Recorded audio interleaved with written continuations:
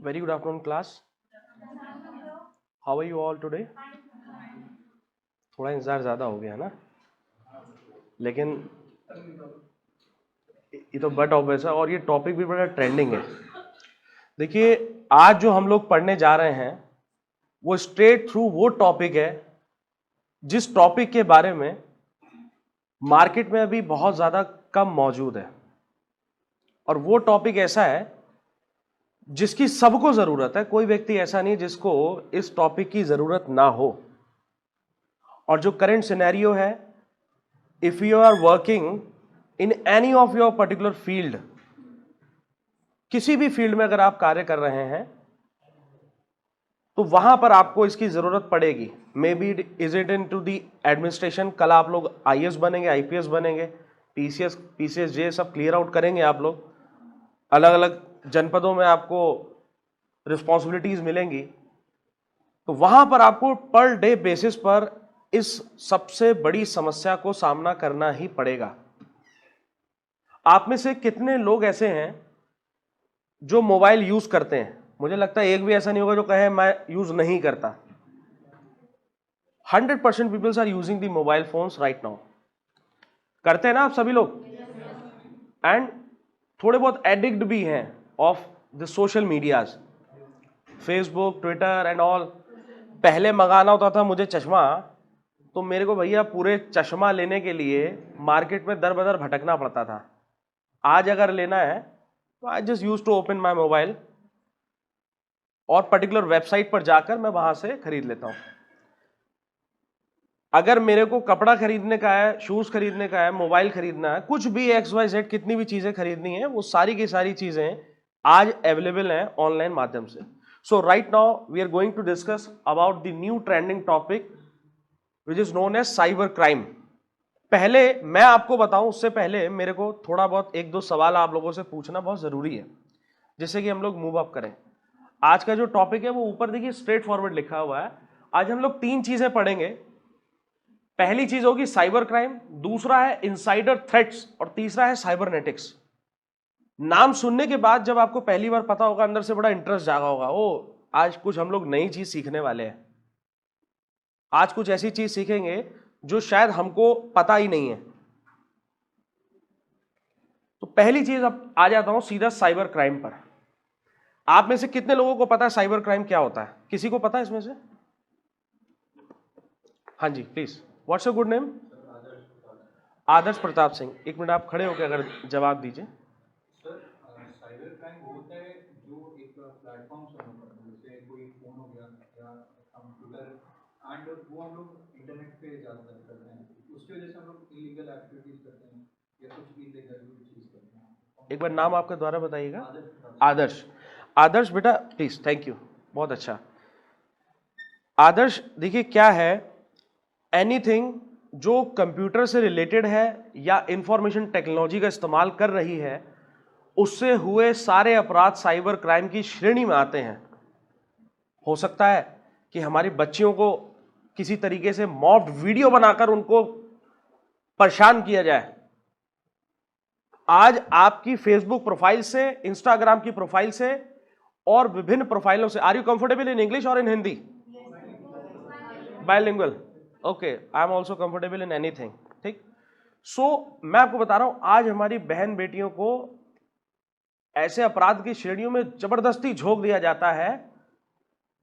उनसे morphed video, एक morphing technique होती है, उस मॉर्फिंग टेक्निक से हम किसी की भी वीडियो में किसी की भी फोटो को लगा सकते हैं। आप लोग देखते हैं कि फोटोशॉप यूज करता है कोई, इलस्ट्रेटर यूज करता है कोई, कोई कोरल ड्रॉ यूज करता है। There are an number of softwares जिसके माध्यम से, मान लीजिए मैं आपकी फोटो खींचता हूं और खींचने के बाद मैं आपकी फोटो को उसमें सेट करके लगा देता हूं, तो दिस इज पॉसिबल। हो सकता है कि कल को आपकी इस प्रकार की कोई फोटो या वीडियो बनाकर आप ही के व्हाट्सएप नंबर पर आपको भेजे और आपको गुमराह करके कहे कि ठीक है हमको या तो अमाउंट दीजिए या something else they want, demand कुछ ऐसा करता है। तो सतर्क रहिए, ऐसी चीजों पर आप अपने नजदीकी साइबर क्राइम सेल को तत्काल सूचित कीजिए, और ऐसे लोगों से कभी घबराने का नहीं, क्योंकि आप लोग भाई अधिकारी बनेंगे, कल का भविष्य है आप लोग। अगर आप ही लोग घबरा जाएंगे तो कैसे चलेगा? So let's start to this topic. First of all मैं आपको अपने बारे में बता देता हूं। Basically I am the first advocate of Uttar Pradesh who is doing practice in this particular cyber crime field. Earlier I am a state IT officer in ministry of health and family welfare, government of India. And मैं कई सारा states में काम कर चुका हूं, जिसमें महाराष्ट्र, कर्नाटक, केरल, उसके बाद उत्तर प्रदेश, उत्तर प्रदेश के 48 जनपदों में, जनपद मैंने समझ रहे हैं आप लोग, 48 जनपदों में सिटी स्कैन को स्थापित करा हमने और PPP मॉडल पर उस चीज को अच्छे से सक्सेसफुली डिलीवर आउट किया। And I am the state IT officer over there. सरकारी नौकरी छोड़कर इस फील्ड में आना, इट्स वेरी टफ टास्क। कोई भी सरकारी नौकरी छोड़कर नहीं आता, लेकिन जब मैंने देखा कि हमारी बहन बेटियों के साथ, हमारे साथियों के साथ, हमारे भारतीयों के साथ अन्याय हो रहा है, तब मुझे लगा नहीं, कहीं ना कहीं हमको अपना पर्टिकुलर भविष्य तो हम चलो सुधारें या बिगाड़ें, वो हमारा इंटरेस्ट है, लेकिन कम से कम हमारी वजह से हो सकता है कुछ लोगों की जान बच जाए, तो इसलिए उसको छोड़ा। क्योंकि नॉलेज देने वाला कौन है इसके बारे में भी आपको जानना बहुत जरूरी है। बेसिकली मैं एक पोस्ट ग्रेजुएट हूं, प्योर टेक्निकल पर्सन हूं, कंप्यूटर्स का प्योर टेक्निकल पर्सन हूं। और BCA हो, MCA हो, ATFP फ्रॉम IIITM ग्वालियर हो, ECST फ्रॉम NCST मुंबई हो, या अतिरिक्त साइबरनेटिक्स हो जो हार्वर्ड यूनिवर्सिटी USA से किया, इसके अतिरिक्त LLB किया, LLM किया, and right now I am just going to pursue the PhD as well in this cyber crime field. So this is what all about मेरे बारे में। और अभी तक मार्केट में ऐसे लोग ही नहीं हैं जो प्योर टेक्निकल हो, they are the software developers और they know everything about the software as well as the hardware of IT, और उसके बाद वो लीगल फॉर्म में आपके समक्ष सामने खड़े हों। अभी तक आपको सिर्फ दोनों फील्डें अलग अलग दिखाई देती हैं, लेकिन ये फ्यूचर मैं आपको बता रहा हूं कि कल जो फ्यूचर होगा वो आज मैं यहां खड़ा हुआ हूं। ये डिग्रीज भी अब इंट्रोड्यूस होने वाली हैं, अभी तक ये मार्केट में इंट्रोड्यूस ही नहीं है, अब ये होने वाली है नेक्स्ट। सबसे पहली चीज मैं आपको बताना चाहता हूं साइबर क्राइम के बारे में। ये इसलिए बहुत ज्यादा जरूरी है आप लोगों को सीखना और पता चलना, क्योंकि इससे रिलेटेड भी कॉन्सेप्ट्स आपके कॉम्पिटिटिव एग्जाम्स में आपसे पूछे जाते हैं, छोटे भी बड़े भी, और जो प्योर टेक्निकल नो हाउ में आते हैं वहां पर आपको थोड़ा बहुत अंदाजा लगना बहुत जरूरी है। Cyber crime is the crime that have a computer, a network और network devices. These types of crimes include viruses and DoS, denial of service attacks. ऐसे छुपे हुए व्यक्ति जो सीधे तौर पर आपके पर्सनल डेटा को हाईजैक करने की कोशिश करते हैं और आपको लूट लेते हैं। कुछ एक दो उदाहरण मैं आपको बता देता हूं। आज देश की आर्मी पर, डिफेंस पर सबसे ज्यादा विश्वास किया जाता है, सबसे ज्यादा विश्वास किया जाता है, लेकिन OLX, क्विकर और इसके माध्यम से जैसे ही आप अपनी गाड़ी खरीदने जाते हैं, जैसे ही आप लोग अपने रेंट के लिए घर या हॉस्टल या कुछ PG लेने जाते हैं, तब तुरंत सामने वाला कहता है कि सर आई एम इंटरेस्टेड, या संबंधित किसी भी माध्यम से वो आपको एक अच्छा ऑफर, लुभावना ऑफर देकर आपसे किसी भी तरीके से 1-to-1 इंटरेक्ट करने की कोशिश करेगा।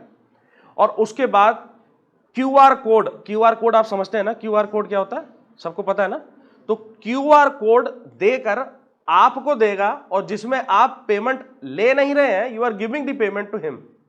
हो सकता है फ्लैट आपका हो, बाइक आपकी हो, आपने बेचने के लिए डाला हो, और सामने वाला व्यक्ति जो है वो कह रहा हो कि ठीक है, I am interested, I am ready to pay the concern amount to you, और आप उसको, क्योंकि वो चीज ही आपकी 20,000 में थी, एंड ही इज और she is ready to pay you the 30,000 as an amount to you, तो वो जो 30,000 रुपए का अमाउंट है उसको देखकर आपको लगता है भाई बड़ा मजा आ गया, चलो ले लिया जाए। उसी समय वो आपके पीठ पीछे घात कर देगा, आपका नुकसान कर देगा। पर डे हर थानों में ऐसी लगातार चीजें हैं, और कुछ मैं आप लोगों को वो चीजें भी बताऊंगा जो साइबर क्राइम सेल के पास तक नहीं मौजूद है। कई ऐसे बहनें हमारे पास आई जो साइबर क्राइम सेल के पास नहीं गए, कई ऐसे लोग आए, कई ऐसे पर्सनैलिटीज आए जो कहीं नहीं है। ऐसे 2 उदाहरण आपको मैं अभी बता रहा हूँ।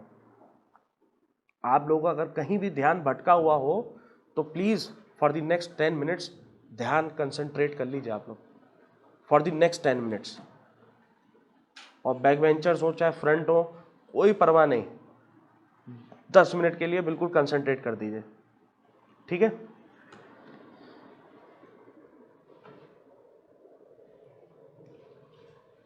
दो एग्जाम्पल मैं आपको बता रहा हूँ। पहला एग्जाम्पल था, एक बार एक, मतलब मैं आपको प्रैक्टिकली बता रहा हूँ कि क्या हुआ, इसके इल इफेक्ट्स क्या है साइबर क्राइम के। एक, मेरे पास में रात को करीबन फोन आता है 1:30 to 2:30 बजे बज रहा होगा, और मैं उस समय सो रहा था। फोन यूजुअली साइलेंट कर देते हैं सोते वक्त सब लोग, मेरा एक नंबर हमेशा ऑन रहता है। फोन जब उठाया तो सामने से बस एक महिला की आवाज़ आई, जिसको मैं नहीं जानता था, फ़ोन नंबर अननोन था, तो इसलिए उठाना और ज़्यादा ज़रूरी समझा। फ़ोन जब उठाया तो उसने बस इतना हमसे बोला, बड़ा कोई महिला रो रही थी, बिटिया कोई रो रही थी, उसने फ़ोन करके सिर्फ इतना कहा कि भैया मेरे घर वालों का ख्याल रखना, और हमारे साथ बहुत बुरा हो गया, और बस मैं आप ही को कॉल कर रही हूँ, मैंने पढ़ा आपके बारे में, देखा आपके बारे में, और मेरे बड़े अरमान थे ये सब करना, और सर कुछ कुछ चीज़ें हैं, ये हमारे पिताजी को कह देना, हमारे भाई को कह देना। मैं सो रहा था। आप सोचिए, सोते सोते कोई अगर आपको ऐसा फ़ोन करे तो आप तो, आपकी नींदें उड़ जाएंगी। और कहे मैं तो मैं जानता, और भाई को कहना, और अंतिम कॉल, अंतिम कॉल, आप समझ रहे हैं ना। तो इंक्वायरी तो हम ही से होगी। अंतिम कॉल ही अगर हमसे की जा रही है, हमारे पास ही कॉल आ रही है, and then after she told कि sir I am standing on the railway track, next 15 to 20 minutes ही मेरे आखिरी हैं। तो मैं उसको उस समय बोला कि बेटा आप जाओ, आपके साथ प्रॉब्लम क्या है वो बताओ पहले। मैं तो सो रहा था, सोते सोते उठा दिया, प्रॉब्लम क्या है आपकी, और कहां से नंबर मिल गया, क्या हो गया। वो इतने शॉर्ट टाइम में मैं भी पूरा डिटेल नहीं पूछ सकता था। तो उसको मैंने कहा आप नियर बाय थाने जाइए, कहां से बोल रहे हैं, किस जिले से बोल रहे हैं, किस राज्य से बोल रहे हैं, भाई बताओ तो, हो कौन आप, आई डोंट नो यू। वो बेसिकली क्या थी, वो एक टीचर थी, वो एक टीचर थी, और एक रेपुटेटेड ऑर्गेनाइजेशन में वर्कआउट कर रही थी। और उस टीचर ने एक, कोई जैसा हमारा सेशन है तो ये ऑनलाइन भी है, और ये सबसे मोस्ट पॉपुलर ऑर्गेनाइजेशन में कोचअप यूपी, कोचअप आईएएस पर इस समय आप सभी लोग जुड़े हुए हैं। तो इसी तरीके से वो एक बड़ी रेपुटेटेड ऑर्गेनाइजेशन में थी, जहां पर हजारों बच्चा जुड़ा हुआ था ऑनलाइन। गूगल मीट पर भी जुड़े हुए थे कई जगह। तो उसमें क्योंकि वन वे नहीं था, टू वे कम्युनिकेशन था, तो उसके अंदर सामने वाला भी बहुत कुछ बोल पा रहा था। तो एक कोई आ गया, उसने ऐसे ही मॉब वीडियो उसकी बना ली थी, ऐसी मॉड फोटो बना ली थी जिसमें आपत्तिजनक स्थिति में वो थी, और उसी की फोटो को उनके बच्चों के सामने सभी लोग लेक्चर ले रहे थे, दे आर वेरी सीरियस, सब लोग पढ़ रहे थे, उसी समय उसको वहां पे प्रोजेक्ट कर दिया। लो, अब आप सोचिएगा कि we are moving towards digital India, e learning और स्ट्रेट थ्रू कितने प्रोसेसेस से हम लोग आगे बढ़ रहे हैं। लेकिन ऐसे घातक समय के अंदर उस बिटिया ने फिर हमको बताया, हमने उसको ये कहा बेटा देखो आपको मरना तो है ही भाई, try to manage for next 24 hours. तो हमने कहा ठीक है भाई, आपको जो करना करिएगा, हमें कोई आपत्ति नहीं है, आप 24 घंटे बाद मर जाइएगा ना, जाना तो है ही, कल नहीं तो आज तो सबको जाना है, आप चले जाइएगा। जब आपने कॉल किया ही है तो 24 घंटे हमको दे दीजिए, क्या दिक्कत है उसमें।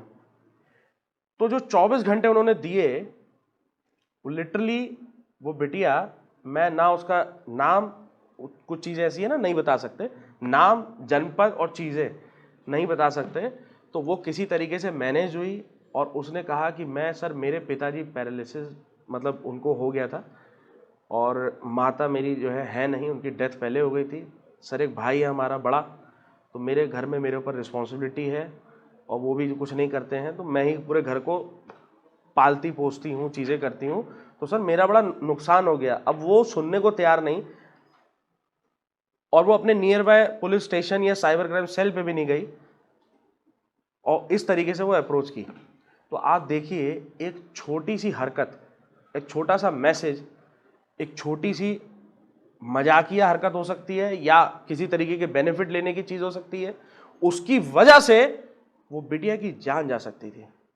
तो जो ये आप कह रहे हैं ना साइबर क्राइम, सुनने में तो ये लग रहा है कि साइबर क्राइम क्राइम है, आईटी का, इंटरनेट का क्राइम है, कंप्यूटर का क्राइम है, मोबाइल का क्राइम है, लेकिन भाई साहब ये वही क्राइम है जो आप लोगों की जेब से पैसा, आपकी जेब से पैसा, आपके समाज में कमाई हुई इज्जत और आपके द्वारा ली गई सभी कुछ, धन से लेके विद्या तक अर्जित की हुई सभी चीजों को खींचने की ताकत रखता है।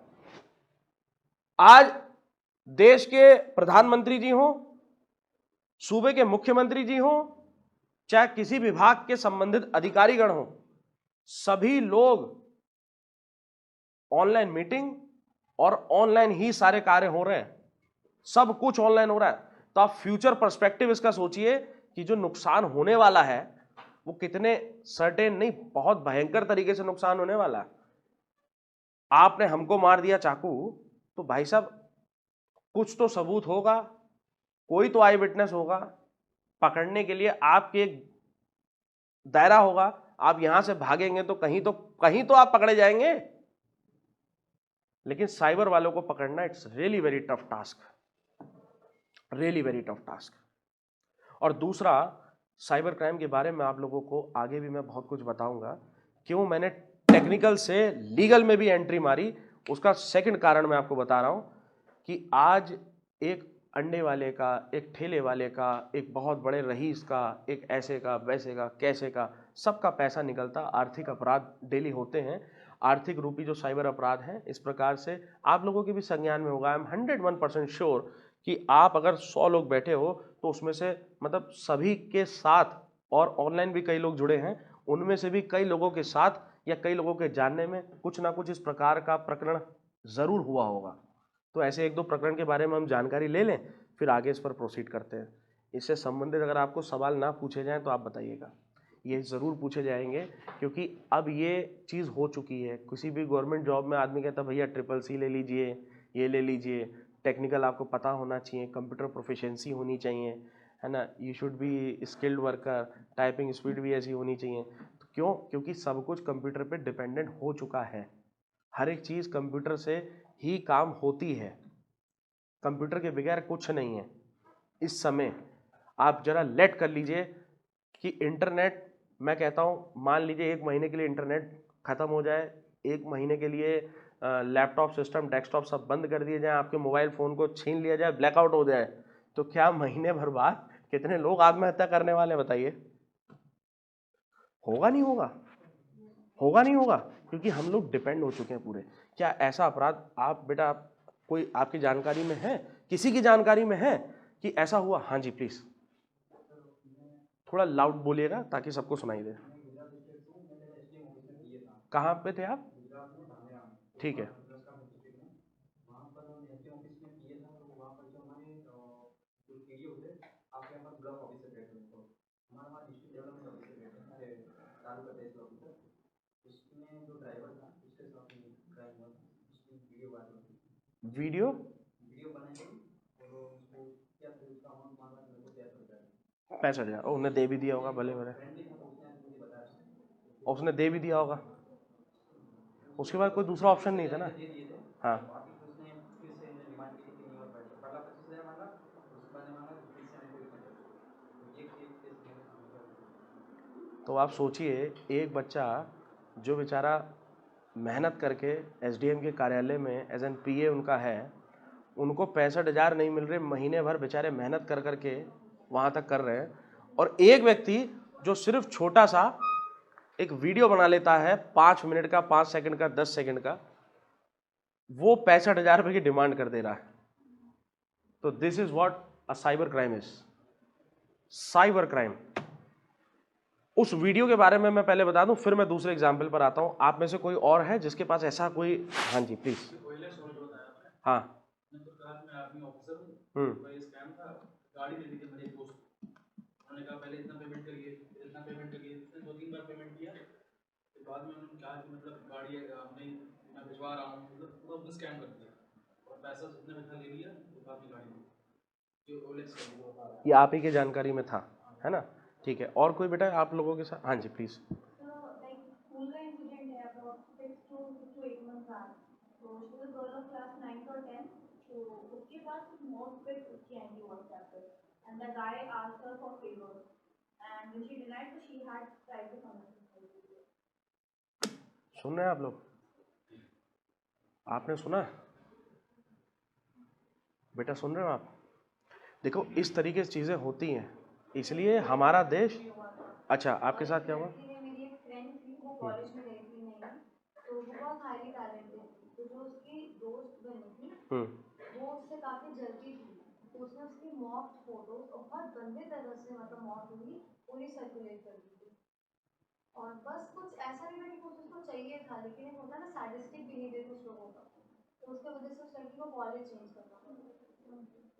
तो जब मैं हॉस्टल में रहती थी तो हमारी सीनियर के सुपर सीनियर थी, तो she was going to engage, तो एक लड़का उनके पीछे बहुत ज़्यादा पड़ा हुआ था और वो चीज़ उनको पता नहीं थी, she was completely unaware of this.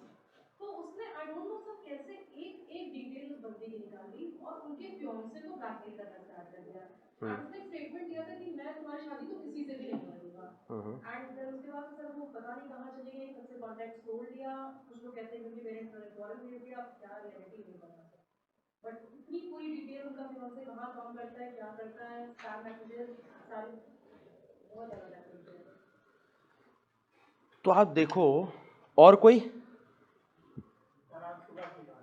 ले भैया, ब्रेकिंग न्यूज प्लीज, आप तो खड़े होके ब्रेकिंग न्यूज सुनाइए। बिल्कुल।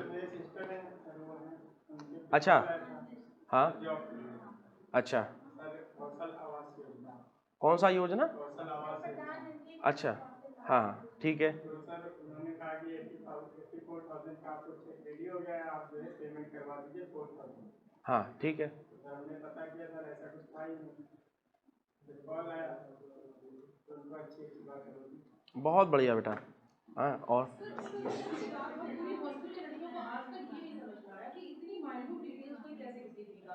वो भी मैं आपको बताऊंगा। मैं सिर्फ इतना कह रहा हूं कि देखिए इन चीज़ों को, क्योंकि मतलब मैं आपको सीरियसली बता रहा हूं, इसके बारे में इतना मेरे को है कि सबको बताएं। यहाँ एक less amount of peoples are sitting over here, लेकिन जो रेशियो है आप वो देखिए, अबव 90 नहीं है, ये 100 है, एग्जैक्ट 100 है, क्योंकि सबके साथ, सबके नॉलेज में, और सभी के, हो सकता है किसी के फ्रेंड के साथ, किसी के घर वालों के साथ, या किसी की बहन और भाई के साथ कहीं ना कहीं कुछ ऐसा हुआ। अब आपका एक सवाल था, मैं पहले उसका आंसर दूंगा फिर मैं आगे बढ़ूंगा। आपने कहा कि सर ऐसा क्या हो गया कि उनसे एक शब्द का प्रयोग करना उचित नहीं है, ठीक, इस टाइप का व्यक्ति उसको लगातार परेशान करता रहा, and he is forcing continuously for the marriage.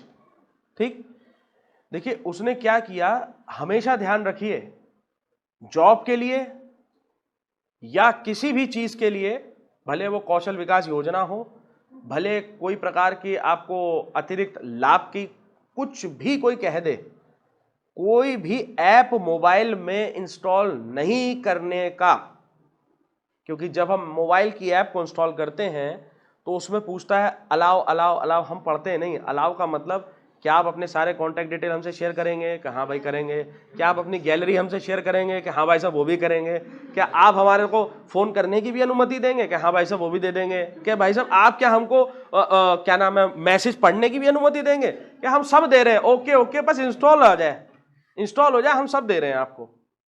तो हो सकता है वो बैकग्राउंड वॉइस रिकॉर्डर की आपने डिमांड कर दी गूगल में, उसमें प्ले स्टोर पे फ्री मिल रहा है, इंस्टॉल कर लो, क्या करना है। लेकिन आपने तो इंस्टॉल कर लिया, उसने आपका डेटा लीक कर दिया। आपने तो इंस्टॉल कर दिया, लेकिन उसने आपसे रिलेटेड चीजों को आगे बढ़ाते चले गए, और आगे चीजें चलती चली गई, काम आपका खराब होता चला गया। इसमें एक ऐप आती है जिसमें अगर आप लोग यहां बैठे हो, हमारी आदत है कि हम लोग अपने मोबाइल का इंटरनेट हमेशा ऑन रखते हैं, हमेशा ऑन रखते हैं। जिस समय ऑन भी रखा हुआ एक मोबाइल, एक ऐप को मैं ऐसा बता रहा हूं, एनी डेस्क के बारे में किसी को पता है? ANYDESK, टीम व्यूवर तो पता ही होगा। जैसे टीम व्यूवर होता था, अनअटेंडेड एक्सेस एक तकनीकी एब्रीवेशन है, unattended access, यानी no one accepted the request even though the concerned person or the second person who want to access your particular system or the computer can access everything and can do anything. तो जिस प्रकार से team viewer होता है ऐसा ही एक app है, वो वेब पर भी मतलब एक सॉफ्टवेयर भी है उसका, एक मोबाइल एप्लीकेशन भी है और अदर देन भी कई सारी चीजें हैं। तो जो ये ऐप है इसका नाम है टीम व्यूअर। टीम व्यूअर हो सकता है टीम व्यूअर से संबंधित कोई ऐसी ही ऐप कोई अपनी खुद की बनवा ले और उसको गूगल प्ले स्टोर पर अपलोड करवा दे और रिमोट डेस्कटॉप वो आपके मोबाइल में इंस्टॉल करा दे। आपको पता ही नहीं चलेगा कि हमारे पास तो ये मोबाइल में ये ऐप पड़ी थी, अब मैं यहां बैठे बैठे आपका देख रहा हूं सब कुछ। अच्छा, दो चीजें चाहिए, गूगल प्ले स्टोर पे भी इंस्टॉल किया है, मैं बैठा हूं देख रहा हूं अपने मोबाइल में आप क्या कर रहे हो अपने मोबाइल में। आप बैठे हैं चाहे लखनऊ, चाहे बैठे हैं दिल्ली, चाहे बैठे हैं आप यूरोप, इंटरनेट एक्सेसिबिलिटी होनी चाहिए और उस पर मैं अपने मोबाइल में सारी चीजें देख सकता हूं व्हाट यू आर डूइंग। आप बना रहे हैं वीडियो और वो वीडियो हम अपना एक्सेस कर सकते हैं। आप ले रहे हैं अपने किसी साथी के साथ फोटो, उस फोटो को मैं टेक केयर कर सकता हूं, ले सकता हूं, उठा सकता हूं, कुछ भी कर सकता हूं। तो जॉब के नाम पर, पार्ट टाइम नौकरी के नाम पर, कौशल विकास योजना के नाम पर या फिर किसी अन्य माध्यम से, आप पे एग्जाम्पल पर भी मैं आ रहा हूं, ठीक। तो ऐसे उसके साथ क्या हुआ बेटा, ऐसी ही कोई ऐप उसके मोबाइल में इंस्टॉल करा दी गई और जब वो इंस्टॉल हो गई वो बेचारी सोची कि शायद हमारी मेल आईडी हैक हो गई है। उसने अपनी मेल आईडी हटा के नई मेल आईडी बना ली। जब बनाई तो मेल आईडी तो थी। आजकल तो आप उसमें आपके मोबाइल से हम सब चेक कर सकते हैं कहाँ क्या हो रहा है। बैकग्राउंड में ऑटो कॉल रिकॉर्डर और डाल दो, अपलोड होके आपके पास डेटा पहुंच जाएगा ऑटोमेटिकली कि हाँ भाई कहाँ बात हो रही है आज। अरे मम्मा मैं पहुंच गई, कहाँ, आज मैं गुजरात पहुंच गई हूँ, अभी पहुंची हूँ। तो वो तो बेचारी अपने माता पिता को सूचित कर रही हैं, लेकिन पीछे बैठा वो व्यक्ति सब कुछ देख रहा, उसे सब कुछ पता चल रहा है क्या हो रहा है। तो ऐसी अगर कोई भी अपराध हो, डरने का नहीं। आप लोग भूल ना जाइए, आप लोग वीरांगनाओं के देश से हैं। रानी लक्ष्मीबाई जैसी जहां हमारे देश में है, तो आप सभी लोग रानी लक्ष्मीबाई की तरह हैं। आप सभी भाई ध्यान दीजिए, सभी लोग मिलजुल कर एज एन हमारे ऊपर ही हम ही लोग देश को चलाएंगे और हम ही लोग एक से एक अच्छी अच्छी रिस्पॉन्सिबिलिटीज लेके कोचअप आईएएस से पढ़ने के बाद, हो सकता है आप अभी वहां तो आप पहले से ही थे, अब फिर पहुंच जाए आप खुद ही एसडीएम बन जाए। हो सकता है कल फेस टू फेस हमारी मुलाकात हो, तो ये चीज होगी। अब आइए, मैं सेकंड एग्जाम्पल सामने दिया था और मैं पूरी श्योरिटी कॉन्फिडेंस के साथ कह सकता हूं कि आप में से 100 में से 80 लोगों के साथ ये हो चुका है। 100 में से 80 लोगों के साथ ये हो चुका है, लेकिन बताएगा कोई नहीं, बताएगा कोई नहीं। आपका जो एग्जाम्पल था मैं एक बार रिपीट कर देता हूं, इन्होंने क्या बताया। आपका नाम क्या था? राजेंद्र। राजेंद्र जी जो गुजरात में एसडीएम के पीए थे, हमारे साथ अभी बीच में बैठे हुए हैं, हमारे समक्ष हैं इस समय। तो राजेंद्र जी ने यह बताया कि जो एसडीएम साहब के ड्राइवर थे उनको एक कॉल आया, वीडियो कॉल। वो वीडियो कॉल आया और उस वीडियो कॉल से उनका कोई बना रिकॉर्ड कर लिया गया और उसके बाद उनसे 65,000 रुपए की डिमांड की गई और उन्होंने देश दुनिया से बचाने के लिए ऐसी चीज में कोई साइबर क्राइम सेल पर तो जाएगा नहीं, बताएगा नहीं, ठीक। डिपेंड करता है, क्यों नहीं बताएगा वो भी मैं अभी बता रहा हूं, अभी आता हूं।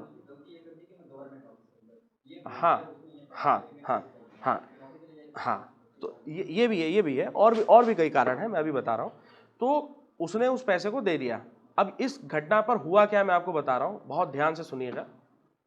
दरअसल हुआ ये, अनवांटेड नंबर से, अननोन नंबर से कभी भी व्हाट्सएप पर वीडियो कॉल आए नहीं उठाने का। This is a purely a case of sextortion. आप में से कितनों को आया वीडियो कॉल भाई, बताएंगे क्या? अननोन नंबर से वीडियो कॉल आया क्या भैया? आपको आया? आपको आया? वो तो आएगी, उनको कोई काम नहीं है ना। अरे खाली आदमी कुछ किया कर, कपड़े उधेड़ कर सिया कर, ठीक है। तो ये तो उनका काम ही है, क्या करें, ठीक है, कोई काम नहीं है तो ठीक। तो anyways, coming to the topic which we are discussing earlier, मैं आपको बता रहा था कि उसके साथ हुआ क्या। अननोन नंबर से कभी भी वीडियो कॉल नहीं उठानी है व्हाट्सएप पर। अगर आपको अननोन नंबर से कोई भी वीडियो कॉल आ रही है तो वो क्या करेगा, वो होगा करेगा, लेकिन बताएगा कि मैं करेंगी हूं, वो आपको डिस्ट्रैक्ट करेगी। फेसबुक पर एक आईडी बनाएगी, आपसे फ्रेंडशिप करेगी, आपसे रिक्वेस्ट मिलेगी, उसके बाद आपसे व्हाट्सएप नंबर लेगी, और सब कुछ लेने के पश्चात आपके व्हाट्सएप नंबर पर एक वीडियो कॉल आएगा, और उस वीडियो कॉल से आपके साथ क्या होगा पता है आपको? उस वीडियो कॉल पर वो लड़का होगा जो सामने पैरेलली एक मोबाइल लेकर बैठा होगा, वो आपको लगेगा कि शायद कोई लड़की है, ठीक है, वो सामने बैठी होगा बोल रहा हूं मैं, समझिए, बैठी और होगा, आप हिंदी समझिए, बहुत टेक्निकल भाषा में बोल रहा हूं। वो आपको दिखाएगा कैमरे पे, आपको लगेगा कि सामने कोई लड़की है, शायद मैं बात कर लूं, देख लूं क्या है। अब वो देखते देखते वो बिटिया, तो अब मैं बिटिया शब्द ही नहीं यूज करूंगा उसके लिए, वो कंसर्न पर्सन वो वीडियो दिखाएगा जिसमें कंसर्न लेडी है जो भी है वो नेक्ड हो गई, कंप्लीटली नेक्ड हो गई, और इधर से आपको भी पोक करेगा कि XYZ XYZ XYZ ABC XYZ, ठीक है ला। तो उसमें अगर बंदा गया बहक तो बस काम खत्म भैया, हो गया रिकॉर्डिंग, स्क्रीन रिकॉर्डिंग ऑन थी, थोड़ी देर बाद आपके पास आएगा 65,000 दे रहे हो या जा रहे हो बताइए, सीधा कि just give me this amount. ऐसे लोग, जैसे आपने बताया ना कि किसने बताया था, शादी थी, है ना, शादी थी, ऐसे ही लखनऊ के एक पॉपुलर ऑर्गेनाइजेशन के अकाउंट ऑफिसर थे मेन, उनकी शादी थी 3 दिन के बाद, ठीक है, और 3 दिन के बाद शादी थी उनकी शादी, वो खुद ही कह रहे भाई साहब हम तो गए बर्बाद, हमारी शादी टूट जाएगी, और हम XYZ 3 ही दिन पहले जो है ऐसे चक्कर में पड़ गए, ये हो गया, हमको बचा लीजिए। अब वो क्या ऐसी चीज में साइबर सेल पर जाता? जब मेहमान घर में थे तो मेहमान घर पे जिस समय मौजूद थे, क्या वो उस समय ये सब चीजें करता? आप बताइए मेरे को। वहां पर पुलिस आती, वहां पर और लोग आते, चीजें होती, कितनी दिक्कत होती है सोचिए, होती नहीं होती? तो उस समय ये इतनी बड़ी समस्या को टाला जा सका। तो हमेशा ध्यान रखिए, अनवांटेड नंबर से नहीं उठाने का। मैं फिर अपने इस पर आ जाता हूं, बार बार इसको बोलूंगा, साइबर क्राइम। क्या बोल रहा हूं मैं आपसे? Cyber crime. तो आपको सुनने में लग रहा है कि साइबर क्राइम बहुत छोटी चीज है, लेकिन रियलिटी में इस समय साइबर क्राइम ही सबसे बड़ी चीज है। सबसे ज्यादा बड़ा चैलेंज भारत के लिए साइबर क्राइम है। भारत की जो विदेशी ताकतें हैं, साइबर टेररिज्म जो है, पहले तो बम विस्फोट कराए जाते थे, चीज़ें कराई जाती थी, आज दूसरे तरीके से प्लानिंग की जा रही है। हम खुद कई ऐसे सीक्रेट ऑपरेशंस पर रहे जो पब्लिक फोरम पे मैं नहीं डिस्कस कर सकता। तो ऐसे सीक्रेट ऑपरेशंस पे कई बार हम लोग रहे, जहाँ पे हम लोगों ने देखा कि व्हाट्सअप कॉल के माध्यम से बातचीत हो रही है और the second person is sitting in the concern location. अगर व्हाट्सअप भी एरिया स्पेसिफिक नहीं है, अगर इंडिया में रहकर मैं अपने मोबाइल नंबर पर व्हाट्सअप इंस्टॉल कर लेता हूं और मैं चला जाता हूं USA, या चला जाता हूं पाकिस्तान, या चला जाता हूं किसी भी अदर कंट्री में, तो भी मेरा व्हाट्सअप अगर इंटरनेट कनेक्टेड है तो मेरी बात होगी, मेरा उस पर कोई कॉल रेट एक्स्ट्रा नहीं लगेगा। तो अब क्या किया गया, अब अगर आप करते हैं तो उस पर GPS ट्रैकिंग भी होगी। आप पहले पेमेंट करते थे गूगल पे पर, तो वो आपकी लोकेशन नहीं मांगता था, अब लोकेशन ऑन नहीं होगी तो पेमेंट नहीं होगी, ग्रांट करनी पड़ेगी। आप पेटीएम पर पेमेंट करते थे तो लोकेशन नहीं आएगी, तब नहीं हो पाएगा। तो बहुत एन नंबर ऑफ एग्जाम्पल्स हैं, बोलने के लिए बहुत कुछ है, लेकिन मैं बहुत लिमिटेड अब बोलना चाह रहा हूँ, आगे तत्काल प्रभाव से बढ़ना चाह रहा हूँ और इसको शॉर्ट में समझाना चाह रहा हूँ आपको। देखिए क्या है, कहने के लिए तो 4 प्रकार हैं, लेकिन प्रकार इसके इतने भयंकर हो चुके हैं कि पर डे प्रकार ही प्रकार हैं। The 4 major categories are: the first one is the cyber crime against individual, against the property, against the organization and against society. बहुत प्रकार हैं इसके, शॉर्ट नहीं है, ठीक। एक को ऐसे इलेबोरेट कर देता हूं।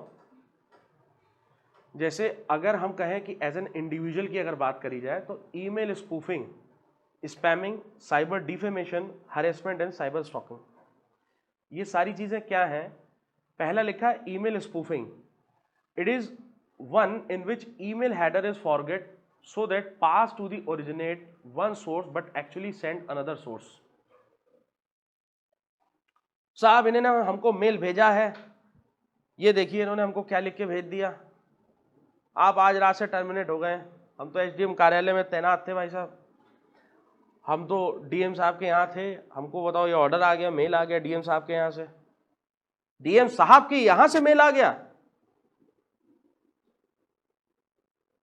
और जो मेल आईडी उनकी है वही मेल आईडी लिखी हुई है। आप आदेशों का पालन नहीं करेंगे क्या?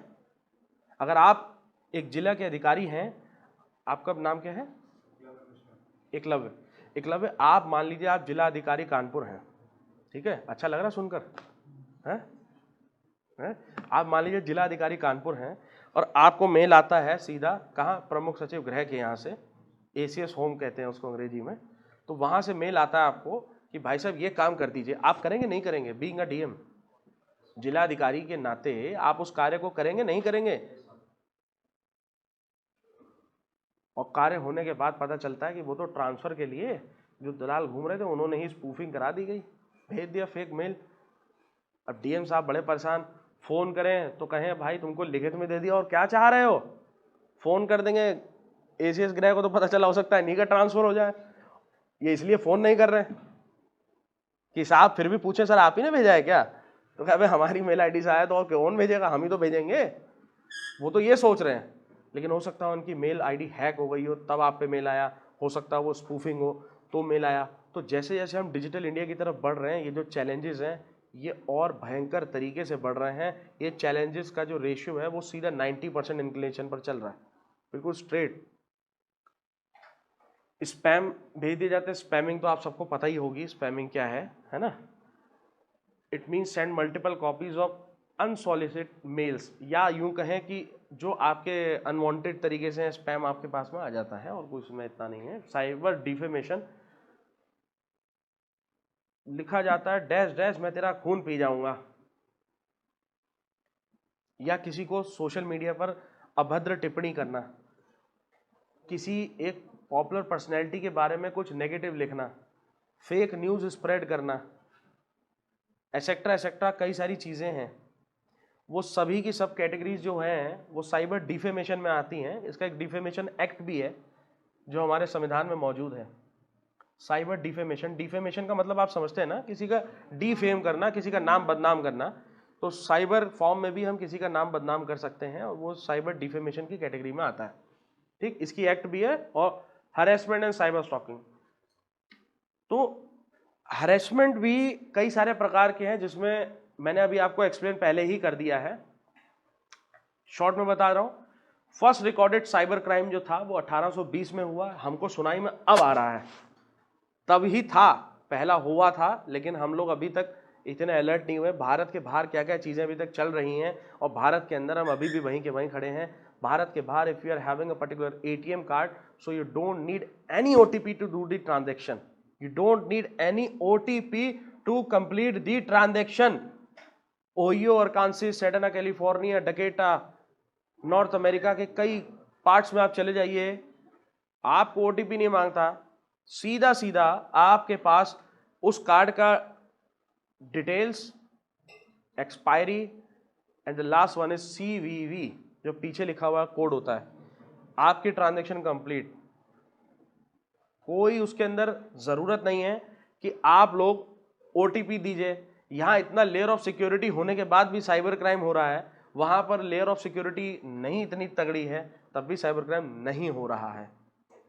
उसका एक मॉडल आर्थिक रूपी साइबर अपराध में मैं आप लोगों को एक बार बड़ा कॉन्फिडेंटली बोल रहा हूं कि हमने भारत के माननीय यशस्वी प्रधानमंत्री नरेंद्र मोदी जी को इसके संदर्भ में एक मॉडल प्रेषित किया है, भेजा है, जो तकरीबन एक्सेप्ट हो भी चुका है।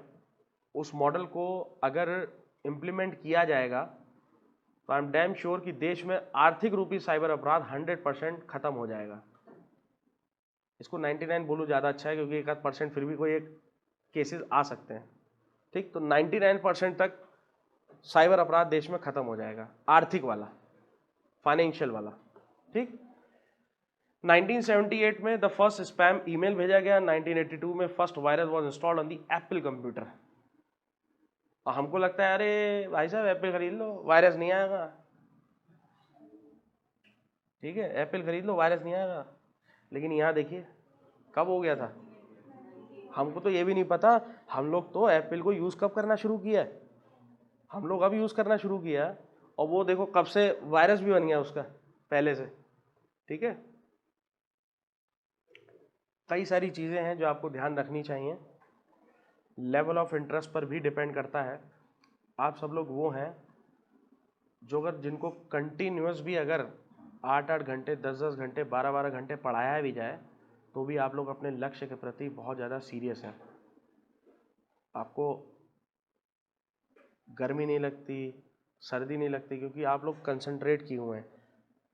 जैसे ऋषि मुनि तपस्वी होते थे ना, बैठे हुए हैं, पता ही नहीं कि बुखार हो रहा है या क्या हो रहा है, उनके पास बुखार होने का टाइम नहीं है, उनको आज अच्छा नहीं लग रहा, टाइम ही नहीं है। तो मेरे ख्याल से बोर तो नहीं हो रहे हैं आप लोग? आप बोर हो गए हैं? तो रिड्यूसिंग साइबर रिस्क एक्सपोजर। अच्छा, अभी तक आप लोगों ने कई सारे कॉम्पिटिटिव एग्जाम्स दिए ही होंगे। कुछ ऐसे सवाल, क्योंकि देखिए टू वे इंटरेक्शन रहना चाहिए, मैं बोल के चला जाऊं कोई मतलब नहीं है। आपके सवाल और हमारे जवाब, मैं हर जवाब को देने में सक्षम हूँ। 1% नहीं होगा तो उसको पढ़ूंगा भी, क्योंकि जब तक पढ़ोगे तब तक बढ़ोगे। सबको लेटेस्ट ट्रेंड टेक्नोलॉजीज के लिए पढ़ना पड़ता है, चाहे हम उधर बैठे हैं चाहे हम इधर खड़े होके आपको बताएं। कोई ऐसे एग्जाम्स में आप लोगों को कोई कंप्यूटर के ऐसे सवाल या कोई चीज़ आई जिसमें आपको लगता है कि हाँ हम किस तरीके से पढ़ें, क्या करें, कुछ ऐसा रहा? कुछ पूछना है किसी को इससे संदर्भ में? हाँ, आपका नाम क्या है? यूनुस। हाँ यूनुस जी बताइए। साइबर इंफ्रास्ट्रक्चर का मतलब, देखिए साइबर इंफ्रास्ट्रक्चर का मतलब बेसिकली क्या है? इंफ्रास्ट्रक्चर तो आप सभी समझ रहे हैं, कोचिंग इंफ्रास्ट्रक्चर। देखिए सब शब्दों में उसका अर्थ छुपा हुआ है, सब शब्दों में उसका अर्थ छुपा हुआ है। आप यहां पर बोल रहे हैं, मैं अभी आपको बताया साइबर का अर्थ क्या होता है, इंफ्रास्ट्रक्चर भी बताया उसका अर्थ क्या होता है। ये एक लॉजिकल क्वेश्चन है, ये स्ट्रेट थ्रू क्वेश्चन ही नहीं है, ये एक लॉजिकल क्वेश्चन है जहां पर ये सामने अगर हम कह रहे हैं तो इसके स्ट्रक्चर के अंदर चाहे बैकअप्स हो, चाहे मालवेयर हो, चाहे अप टू डेट सिक्योरिटी हो, चाहे कुछ हो, ये टोटल है, क्योंकि इसका एक स्ट्रेट फॉरवर्ड स्ट्रक्चर नहीं है। एक बॉडी, ह्यूमन ब्रेन की बात करेंगे, आइज की बात करेंगे, ईयर की बात करेंगे, तो it's having a straight through structure. लेकिन ये एक ऐसी एमर्जिंग ग्रोइंग फील्ड है जिसमें अभी तक आप बताइए अपराध ही फिक्स नहीं है भैया, अपराध ही फिक्स नहीं है। जो मैं दूसरा एग्जाम्पल बताने वाला था वो आप ही के आंसर को, मतलब उसी आपके आंसर से मैच करके उसको भी सामने में अभी तुरंत रख रहा हूं। ठीक है, दूसरा एग्जाम्पल मैं आपको बता रहा हूं जो मेरी खुद की केस स्टडी है, हमने खुद की, और उसके बाद हमारे साथ क्या हुआ मैं आपको बता रहा हूं। ठीक, एक जनपद रायबरेली के साइड का था, अमेठी या रायबरेली में रहता था। ठीक, वो कुछ ठेला वेला लगाता था, जनरल कुछ सामान बेचता था। अपनी बहन की शादी के लिए उसने कई सारे अमाउंट को इकट्ठा किया, अर्जित किया, और अपने बैंक खाते में वो डिपॉजिट करता रहा कंटिन्यूस बेसिस पर। उसके खाते में लमसम 1,32 या 36 लाख ऐसा कुछ था, जो उसकी पूरे जीवन की कमाई थी। निकल गया, दर बदर भटका, थाना थूना इधर उधर, और खूब कोशिश किया, फिर कहीं से चलकर आ गया, बताया उसको किसी ने कि भाई ऐसा ऐसा है और इनसे जाके आप मिलिए। तो वो पर्सन हमारे पास आया भी। जब वो आया तो हमने कहा चलो ठीक है यार, एक केस स्टडी हम भी अपने हिसाब से देखें कि इसमें क्या किया जा सकता है। तो हमने उसको अपने पास रखा, क्योंकि उसका थोड़ा एक मैटर इस टाइप से था जो कहीं ना कहीं मानवता को से रिलेट करता है, मानवता से रिलेट करता है। तो हमने कहा ठीक है आपका हम देखते हैं। अब उस केस के अंदर क्या हुआ, हमने जब उस पर इन्वेस्टिगेशन करना शुरू की, उसका खाता था बैंक ऑफ बड़ौदा का, ठीक। जिसने ट्रांजैक्शन किया उसने सबसे पहले उसके खाते से पैसा निकालकर पेटीएम पर अपडेट किया, काट काट के थोड़ा थोड़ा इधर उधर करके पेटीएम पर अपडेट किया। पेटीएम पर अपलोड होने के बाद उस पेमेंट को उसने कंसर्न पर ट्रांसफर किया, इधर कहीं इस साइड कहीं आ गई है ना, उधर उसने पैसे को ट्रांसफर किया। कंसंट्रेट इधर करिए ना, समझ नहीं पाएंगे चीजों को।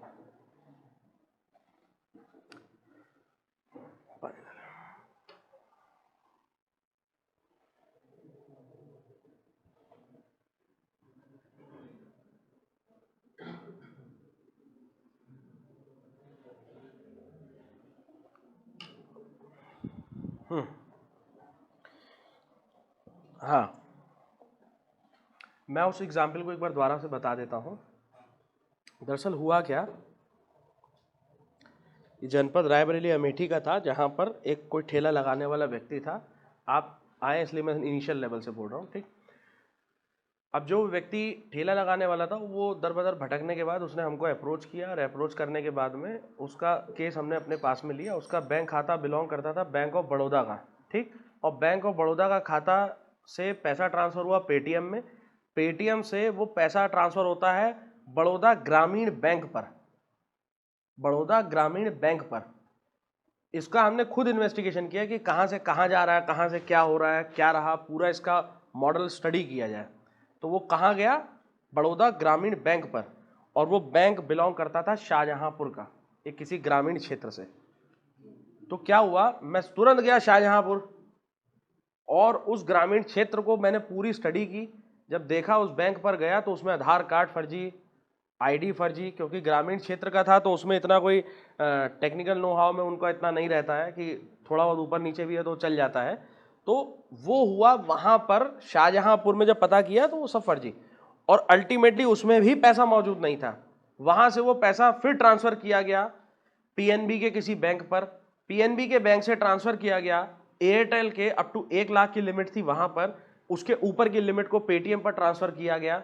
उसके बाद उस पेमेंट को ट्रांसफ़र किया गया अगेन किसी दूसरे पेटीएम पर, वहाँ से ट्रांसफ़र किया गया किसी अन्य बैंक पर, फिर ट्रांसफ़र किया गया अन्य राज्य के बैंक खाते पर, बिहार पर, फिर ट्रांसफ़र किया गया बिहार से लेकर वो फिर गया इधर कोलकाता साइड में, और वहाँ के किसी बैंक खाते को ट्रांसफ़र किया गया, और वहाँ से वो 4 भागों में विभाजित हुआ, 30-30 समथिंग ऐसा करके वो अलग 4 भागों में विभाजित होके वो पूरा का पूरा मतलब 30-30 20-20 ऐसा करके कुछ था, ठीक। तो वो पूरा का पूरा अमाउंट अलग अलग उसमें ट्रांसफ़र हुआ और अलग तरीके से सेग्रीगेट किया गया। वो सारा अमाउंट लोकेशन तक पहुंचा और फाइनली उसमें से 2 पेमेंट हमने पकड़ ली, एक 30,000 की, एक 20,000 की। पैसा था 1,36,000 समथिंग, और जो पकड़ा गया वो था 20,000 और 30,000, टोटल मिला के 50,000 रुपया, ठीक। और पकड़ा भी कहाँ गया वो हमने फाइनली, जब मैं लगा रहा उसमें कि हम भी तुम भी चलो सुना, हम भी पीछे पीछे आ रहे हैं, देखे कहाँ तक जाओगे, तो उस पर क्योंकि इंटरेस्ट था हमारा, लगे रहे रात भर दिन भर लगे रहे, देखते रहे कहाँ जाओगे, चलो बताओ, ठीक। तो जब गए, जाने के बाद हमको पता चला वो फाइनली कैनरा बैंक में चंडीगढ़ की एक ब्रांच थी, वहां पर वो पैसा गया। क्योंकि मेरे एक पर्सनल लिंक्स भी थे, कैनरा बैंक रिटन फॉर्मेट में जब तक नहीं जाता तब तक वो कुछ उसकी डिटेल नहीं देता, तो हमने चुपके से पता लगवा लिया। तो पता चला उसमें 48 लाख समथिंग रुपया है खाते में, जिस पैसे में गया था, जिस अकाउंट में गया था। तो आपको पता है, मैंने चंडीगढ़ साइबर सेल को सूचित किया, वहाँ के डीजीपी को सूचित किया, एडीजी साइबर सेल को सूचित किया, वो जिस जगह पर आता था वहाँ का regional manager of Canara bank को सूचित किया, head office of Canara bank को सूचित किया, सबको मेल डाले, सब जगह फिजिकल रूप से हमारे कंसर्न पर्सन्स पहुँचे, चीज़ें हुई। एट दी लास्ट हमारा इतना सब करने के बाद आपको क्या लगता है क्या होना चाहिए?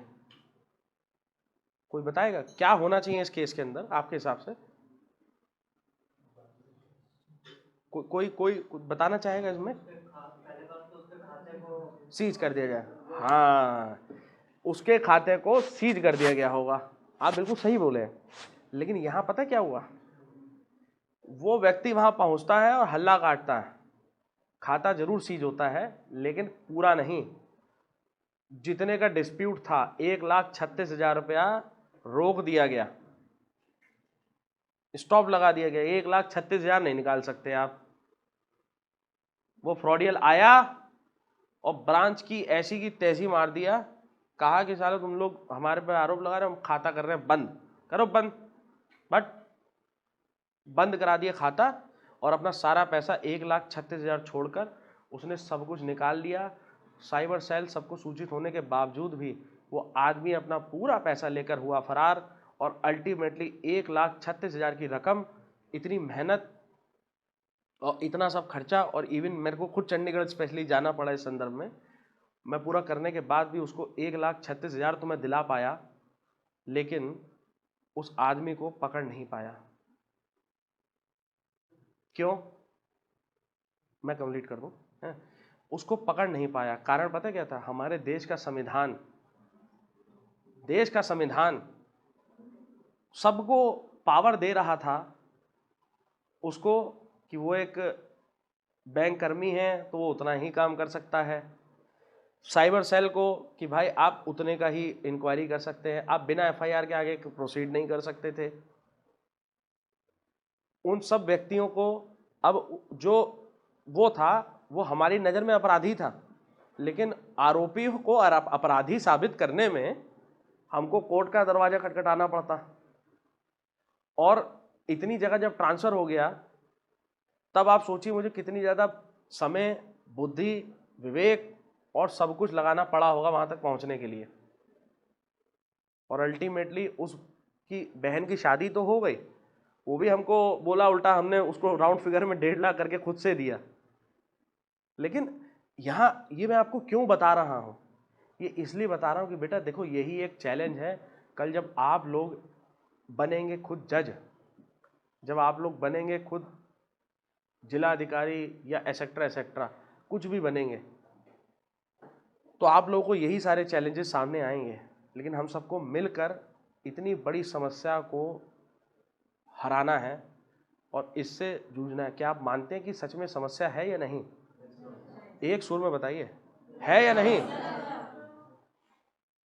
समस्या है? yes, आप सोचिए कितनी बड़ी समस्या ये है कि देश में एक व्यक्ति आराम से बैठता है लाला तरह कि ला लूटो सबको। अब जो साइबर सेल फेल होती है, क्यों? जब वो गई, वो था मामला, जैसे मैं इसी केस की बात करूं तो वो मामला था कहाँ का? वो था पंजाब राज्य का। उत्तर प्रदेश पुलिस को आप अपने संबंधित थाने में सूचित करेंगे, वो थाना प्रेषित करेगा साइबर सेल को, साइबर सेल पकड़ेगा, साइबर सेल कहेगा अरे ये तो वहाँ गया। अब वहाँ के राज्य की पहले पुलिस से परमिशन लो, फिर उसके वहाँ के राज्य को सूचित करो, फिर यहाँ से परमिशन लो, फिर गाड़ी लो, फिर घोड़ा लो, फिर इतना खर्चा लो। था 1,36,000, खर्चा होना है 3 लाख से ऊपर का, ठीक है? तो क्या होगा? उसको चीज़ें रहेंगी नहीं एंड वो फाइल ऐसी की ऐसी क्लोज में क्लोज चली जाएगी। अगर आज आप लोगों के साथ कोई ऐसा क्राइम होता है तो उसके लिए एक मॉडल बताया गया था, वो लागू हो चुका है। 1930 1930 is the helpline. If in any condition आपके साथ, आपके जानने वाले के साथ कोई भी ऐसा साइबर अपराध हो गया है तो आप 1930 पर कॉल कर सकते हैं। इसको आप चाहें तो नोट डाउन कर लीजिए, 1930। आर्थिक रूपी साइबर अपराध अगर है तो ये भारत सरकार का खुद का एक तरीके से टोल फ्री नंबर है जो बैकएंड लेवल पर काफ़ी कुछ अब मदद करने में सक्षम हुआ है। तो अगर 24 घंटे के अंदर अंदर आप 1930 पर फ़ोन करके कंप्लेन करके और उसके बाद उस रजिस्टर्ड मेल आईडी से सारी चीज़ें कर देंगे, उस रजिस्टर्ड मोबाइल नंबर से कर देंगे, तो आपका समाधान हो सकता है। जान लीजिए, सावधान रहें, सतर्क रहें। 566260 भी एक नंबर है, वो भी सेंटर का ही है। 566260 533260 533260, ठीक? 1930, ठीक? हमारा भी कॉल सेंटर है जिसमें हम पूरे देश के प्रत्येक नागरिकों को इसमें अवेयर कर रहे हैं। ये भी मतलब अभी नेक्स्ट प्लानिंग में है। उसका भी है 900579 2003 9005720003 0003 ठीक। तो कोई भी साइबर का अपराध हो, कोशिश करें कि आप सरकार तक, अपने लोगों तक, मैक्सिमम लोगों तक इस चीज़ को पहुंचाएं। अगर रिस्क को रिड्यूस करना है तो आप ट्रस्टेड नेटवर्क का इस्तेमाल करें। किसी भी प्राइवेट इंटरनेट को एक्सेस करने से बचें, वाईफाई को एक्सेस करने से बचें। पासवर्ड में अपना मोबाइल नंबर, अपना नाम के आगे @123 या पासवर्ड या एडमिन @123 या पास @123 या 1 से लेके 9 तक या 9 से लेके 1 तक, ये चीज़ें ना करिए कि डेट ऑफ बर्थ, उसके बाद अपना नाम या पहला नाम कैपिटल, फिर नाम, फिर उसके @123 है। ये देखिए क्या हिडन रन मेथड हो गया भैया, ये आप लोग क्या कर रहे हैं, चेंज कर दीजिए। ठीक है। Trusted network, access administration, cyber savvy workforce, और मतलब कई सारे इसके तरीके हैं जिससे आप रिड्यूस कर सकते हैं साइबर क्राइम के रिस्क को। अब मैं दूसरी चीज पर आ गया हूं, फिर इसके बाद तीसरी, और अब इसको मैं बहुत फास्ट लेके जाने वाला हूं, बहुत फास्ट। ठीक, कितने मिनट में कंप्लीट कर दें? 15 मिनट, 10 मिनट? आप जितना मिनट बताएंगे उतने मिनट में कंप्लीट, बताइए। 10 मिनट, ठीक है, 10 मिनट में कंप्लीट। ठीक, इनसाइडर, लेकिन कंसंट्रेशन 10 मिनट का 10 मिनट वाला होना चाहिए। रेडी? चलिए स्पीड में आ जाइए सब। ठीक, इनसाइडर थ्रेट की बात करें तो इनसाइडर थ्रेट वही लोग हैं जो कहते हैं ना, घर का वेदी लंका ढाए, काम खत्म शॉर्ट में। ठीक, तो इनसाइडर थ्रेट वही है, जैसे मान लीजिए अब आप इनसाइड में बैठे हुए हैं तो एक सर्वर रूम में एक्सेस करने की अथॉरिटी बाहरी आदमी को नहीं है, लेकिन अंदर वाला आदमी गया लेके मोबाइल से ऐसे करके बना रहा वीडियो ले करके, कह रहा अच्छा ठीक है भैया ये इतनी नोड है, ऐसा ये है, भले जानकारी हो ना हो लेकिन ले रहा है। तो इनसाइड भी आपको थ्रेट्स हैं। एग्जाम्पल बता रहा हूं बहुत फास्ट, सुनिए। John the insider gets fired and Bunty the administrator forgets to wipe John's login credential. इसका अर्थ यो है कि जॉन जो अंदर कार्य कर रहा था, कोई कर्मचारी था किसी कंपनी में, किसी संगठन में, या कहीं किसी एडमिनिस्ट्रेशन में, कहीं पर भी, ठीक, तो जॉन एम्प्लॉय था और बंटी वहां का एडमिनिस्ट्रेटर था, भले जिलाधिकारी था या कोई भी था, एडमिनिस्ट्रेटर था जो उसको देख रहा है टेक्निकल नो हाउ में, और वो भूल गया जॉन के लॉगिन को वाइड करना, यानी लॉगिन ना हो उसका, किसी भी तरीके का एक्सेस ना हो, उसको डीएक्टिवेट करना भूल गए। एम्प्लॉय था लेकिन भूल गए। ठीक, तो John goes home, login into his work machine and takes some malicious action, introduce bugs into the source, delete files and backup etcetera. समझ गए आप? इनसाइडर थ्रेट्स, सावधान रहें, सतर्क रहें। हो सकता है कि मैं आपके पास में आके बैठ जाऊं, भैया एक फ़ोन कर लें क्या आपके फ़ोन से? हाँ कर लीजिए यार, फ़ोन में क्या दिक्कत है, हमारा अनलिमिटेड रिचार्ज करा रखा, करिए जितनी करनी है, बस वो अनलिमिटेड रिचार्ज है, देखा लॉक तो खुला ही हुआ है, कोई बात नहीं, खड़ाक से हमने बस बैकग्राउंड में वो कर दी, हाँ हाँ हाँ, अरे हाँ हाँ, ओके ओके। इनसाइडर थ्रेट्स, आप इधर थे, नाम हमारा है अर्जुन, हमने बना दिया ए, नाम हमारा है पंकज, हमने बना दिया पी, नाम हमारा है बंटी, हमने बना दिया बी मतलब लॉक खोलने के लिए बी बना दिया, कोई बात नहीं। और अगर कुछ और भी आपने ऊपर नीचे बना के कुछ किया है तो कोई बात नहीं, बगल में बैठकर मैं ऐसे करके देख रहा हूँ, अच्छा ठीक। अब आप जहाँ बाहर गए हमने देख लिया, लिख लिया कोने में, कब पढ़ाई में मन लग नहीं रहा था, क्या करें, गूगल पे पर क्या था इनका, पासकोड था 1555 और लॉगिन कोड था 5956, ट्रांजैक्शन कोड। ये दो चीज़ें हमें चाहिए, हमने दोनों एक्सेस दे दिया, काम खत्म हो गया, पेमेंट हमने कर दिया। इनसाइडर थ्रेट्स, और ये बहुत होता है, सावधान रहें। ठीक, alternatively Bunty mights wipe John's credential but forget that John also uses a shared group account. हो सकता है कि वो क्रेडेंशियल वाइड भी कर दे, उसके पश्चात भी उसके पास कई सारे ऐसे ऑप्शंस हों जिससे कि वो नुकसान कर सकता है। ठीक है, आ गया प्रपोज डेफिनेशन। थ्योरेटिकल इस समय नहीं मैं बताना चाहता आपको। Example of threats, data corruption हो सकता है, डिलीशन हो सकता है, मॉडिफिकेशन हो सकता है, आपका डेटा वेटा कुछ भी जा सकता है, ध्यान रहे। आपकी सेंसिटिव डेटा लीक हो सकता है, डिनाइल ऑफ सर्विस, ब्लैकमेलिंग या theft of corporate data, on and on, बहुत कुछ हो सकता है। आप लोग समझिए हैं, इसमें समझदार हैं, पता चल गया, हिंट आ गई कि इनसाइडर थ्रेट्स होता क्या है। अगर स्टैटिस्टिक्स की बात करें तो insider attacks account for us for as much as 80% of all computer and internet related crimes. 70% of the attacks causing at least $20,000 of the damage are the direct result of the malicious insiders. Majority of the insiders are क्या लिखा है ये, privileged users, and majority of attacks are launched from remote machines. देखिए ये है US की study. अगर India पर आ जाएंगे तो आप आकलन लगा नहीं पाएंगे कितना डेटा गया, कितना डेटा आया। एक कंपनी में कार्य करने वाला कर्मचारी था जो कंप्यूटर ऑपरेटर था, वो चला गया, अगले दिन से आदमी खोपड़ी पकड़ लिया, अरे यार मैं ऑनलाइन सामान बेचता था, अब क्या करूं, हमें कुछ पता ही नहीं, मालिक को कुछ पता ही नहीं। लो इनसाइडर थ्रेट, बिजनेस ऑनलाइन ले आए थे, ई कॉमर्स वेबसाइट लॉन्च कर दी थी, ऑनलाइन शॉपिंग स्टार्ट कर दी थी, हमें पता ही नहीं, खत्म, नुकसान नुकसान नुकसान नुकसान नुकसान। इनसाइडर थ्रेट से इसलिए बचने का। अब आ जाइए लास्ट टॉपिक जो नेक्स्ट 7 मिनट्स में कंप्लीट हो जाएगा, ठीक। ये बहुत मोस्ट इंपॉर्टेंट टॉपिक है, साइबरनेटिक्स। साइबरनेटिक्स, आप में से किसी ने सुना था कि आज से पहले साइबरनेटिक्स? नहीं सुना? आपको पता है साइबरनेटिक्स में डिग्रीज होती हैं, डिग्री डिग्री डिग्री, जैसे एमबीए डिग्री, बीकॉम डिग्री, ऐसे साइबरनेटिक्स में होता है। इसमें भी मैं किया एमएससी साइबरनेटिक्स में, और इंडिया में तो अभी तक लोगों को ये नहीं पता इसमें डिग्री होती है भैया, नाम नहीं सुना।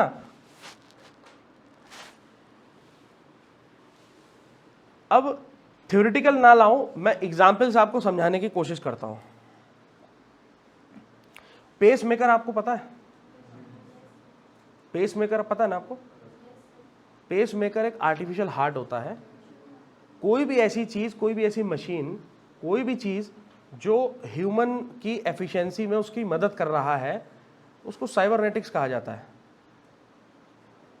बहुत टेक्निकल है, बहुत ज्यादा टेक्निकल है, जरूरत से ज्यादा टेक्निकल चीज है। इसको समझना बहुत आसान है, समझाना नामुमकिन है, मतलब बहुत ज्यादा मुश्किल है।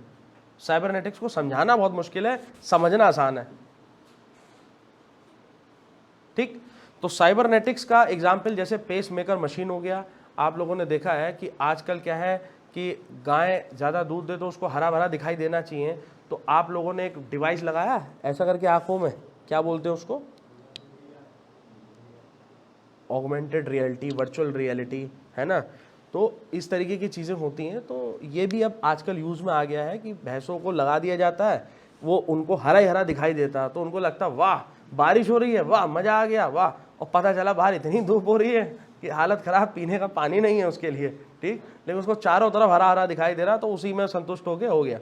तो all this are the cybernetics concept जो चीज़ों को मतलब कहीं ना कहीं मदद कर रहे हैं, ठीक है। बहुत कुछ है साइबरनेटिक्स में, टेक्नोलॉजिकली, इन्वायरमेंटल लेवल पर, बायोलॉजिकल लेवल पर, बहुत डाइवर्स, बहुत खतरनाक सिस्टम है इसका। इसके बारे में आप लोग और ज़्यादा पढ़िएगा, मैं आपको कह रहा हूँ। शॉर्ट टाइम में मैं आपको कुछ चीज़ें तत्काल दिखा रहा हूँ।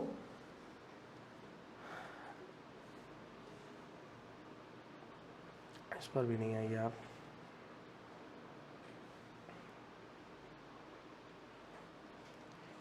ये वर्चुअल रियलिटी का ही एग्जाम्पल है, वर्चुअल रियलिटी का ही एग्जाम्पल है, ठीक है।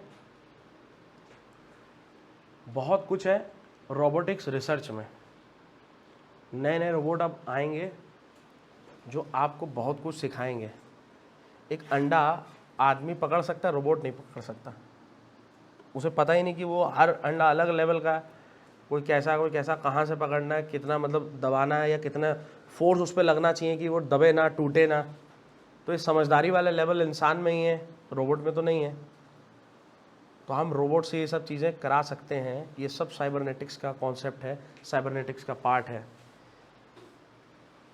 रोबोट हेड हो, नहीं तो ये देखिए आ गया ये। तो इस तरीके से इसको डिज़ाइन किया जाता है, ठीक है। ऐसा ही एक शॉर्ट एग्जाम्पल 1 मिनट के अंदर मैं आपको दे देता हूँ। इससे पहले दंतेवाड़ा और कई जगह पर आप देखते थे कि CRPF के जवानों पर हमला कर दिया गया, माइंस लगाई गई, चीज़ें लगाई गई। तो इसके लिए भी कई ऐसे रोबोटिक सिस्टम जो आर्टिफिशियल इंटेलिजेंस जो होता है ना, आर्टिफिशियल इंटेलिजेंस आप सभी लोगों ने सुना होगा। आर्टिफिशियल इंटेलिजेंस के डैडी हैं ये साइबरनेटिक्स। सब का सब साइबरनेटिक्स का पार्ट है, साइबरनेटिक्स के अंदर आता है सब कुछ। अब आप सोचिए आर्टिफिशियल इंटेलिजेंस इतनी बड़ी फील्ड है, तो साइबरनेटिक्स कितनी बड़ी फील्ड है नहीं है? तो ये है हैप्टिक रिसर्चेज हो, सब में साइबरनेटिक्स यूज हो रहा है। आप देख रहे हैं ना इधर, ठीक। VR रिसर्च, साइबॉर्ग, और ये सब कुछ, ये जितना आप लोग देखते हैं अभी लेटेस्ट कई ऐसे मूवी आपने देखा होगा जिसमें चोर मचाए शोर न जाने, ऐसी ऐसी कई सारी मूवीज़ हैं। उसमें ये कॉन्सेप्ट आपने देखा है ना कि वो लेज़र वहाँ से आए, इधर से उधर गए, सिक्योरिटी का लेवल ब्रीच हो गया, उधर ये लगा दिया, मतलब समझ गए ना मैं किसकी बात कर रहा हूँ, है ना। हॉलीवुड बॉलीवुड में सबसे ज़्यादा यूज़ होता है। तो वो सब इसी साइबरनेटिक्स का पार्ट है। रिसर्च होना स्पेस में या मॉडर्न बिल्डिंग से रिलेटेड जो भी चीज़ें इसके अंदर होंगी वो साइबरनेटिक्स संबंधित ही है, ठीक है। अल्टीमेटली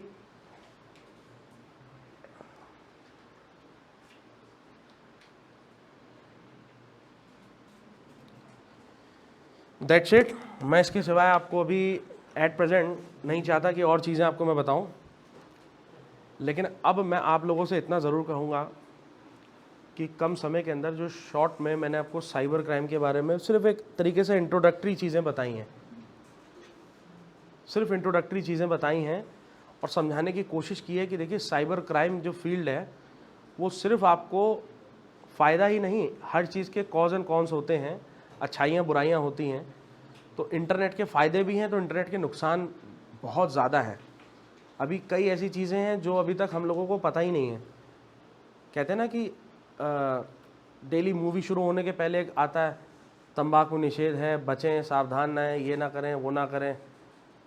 क्यों? They are the addicts, they are the addicts, addict हो चुके हैं। इसी प्रकार से इसके अंदर भी एडिक्ट हो गया आदमी, पता चला उसको पता ही नहीं है, वो दिन भर अपनी पढ़ाई नहीं कर पा रहा, दिन भर फेसबुक उसको एडिक्ट हो गया, थोड़ी देर बाद नहीं देख रहा तो माइंड उसका बार बार मैसेज भेज रहा है, फेसबुक भूल जा रहा, फिर मारा करे व्हाट्सअप, तो आदमी भूल जा रहा है, उसको सवाल ही नहीं ध्यान आ रहा। वो इतनी देर में, अरे सर जल्दी छोड़िए सर, 2 मिनट रह गया सर, तो कितने व्हाट्सअप आ गए होंगे सर, छोड़िए प्लीज़ मुझे। ऐसा मतलब ऐसी क्यूरियोसिटी, उसको भूल गया कि दोपहर हो रही है, लंच करना है, भूल गया कि आज सुबह से मैं पानी पीना भूल गया, जब पेट में दर्द हुई तब पता चला पानी नहीं पिया, लेकिन व्हाट्सअप उसने कितनी बार चेक किया वो नहीं लिखेगा पेपर में। तो इसके भी एडिक्शन। आप सोचिए ई लर्निंग की तरफ हम बढ़ रहे हैं, लेकिन ई लर्निंग के नेगेटिव इंपैक्ट्स क्या होंगे? सबको चश्मा लग गया, सबको चश्मा लग गया, क्योंकि दिन भर हम लोग इसी से पढ़ रहे हैं, इसी से चीज़ें कर रहे हैं। तो ऐसे कई सारी चीज़ें हैं, कई सारे कॉन्सेप्ट्स हैं। इसके सिवाय आपको कुछ पूछना हो तो आप पूछ सकते हैं। मेरे पास अंतिम 2 मिनट बचे हैं, 2 मिनट के अंदर आप लोगों को कुछ पूछना है, उसको 2-3 मिनट एक्स्ट्रा कर सकते हैं, लेकिन इतना ही मेरे को कंक्लूड करना है, ठीक है। हाँ, थोड़ा लाउड बोलिए।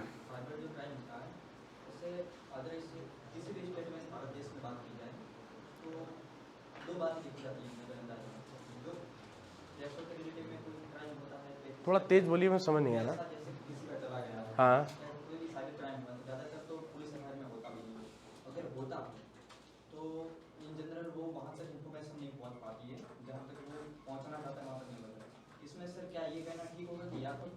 डिपार्टमेंट के पास स्पेशलिस्ट ऑफिसर नहीं है, टेक्नोलॉजी नहीं है।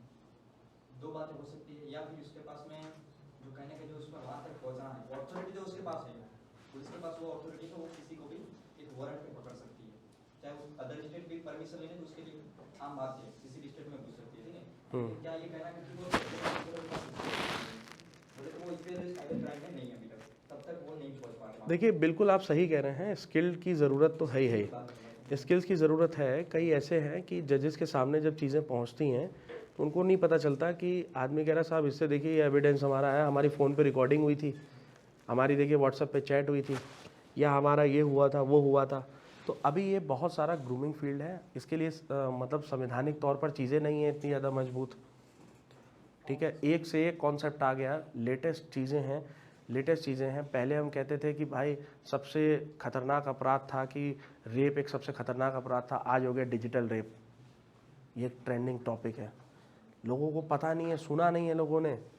तो जैसे जैसे ज़माना बदल रहा है, इस चीज़ के बारे में हमको पता होना और उस चीज़ के बारे में आगे बढ़ाना बहुत ज़्यादा ज़रूरी है। देश हमारा, बिल्कुल आपने सही कहा, ये ज़रूरी है ही है, और ये तभी सक्सेस हो पाएगा जब PPP मॉडल में यानी पब्लिक प्राइवेट मॉडल पर इस पे काम किया जाए, तभी ये सक्सेस होगा। अन्यथा सक्सेस नहीं होने वाला किसी कीमत पर। डिफरेंट डिपार्टमेंट्स हैं। बताइए और कोई? सर क्या एथिकल हैकिंग और साइबर क्राइम पैरेलली चलता है? मतलब there various friends of mine जो कि सर साइबर जो एथिकल हैकिंग करते हैं एक पर्टिकुलर ऑर्गेनाइजेशन के लिए, बट साइमल्टेनियसली वो क्या करते हैं apart from their working hours वो यूएस के जैसे फॉरेनर्स को ट्रैप करते हैं और उनका अकाउंट जीरो बैलेंस कर देते हैं। तो क्या आपके नॉलेज में ऐसे कोई केसेस आए हैं जो कि एथिकल हैकिंग और साइबर क्राइम के साथ पैरेलली जा रहा हो? बहुत केसेस हैं। दिल्ली नोएडा साइड में मैक्सिमम कॉल सेंटर्स के माध्यम से वो किया जाता है। उसको वो लोग टेक सपोर्ट के नाम से बोल देते हैं, रात में चलाते हैं और रात में लोगों को लूटने काम करते हैं।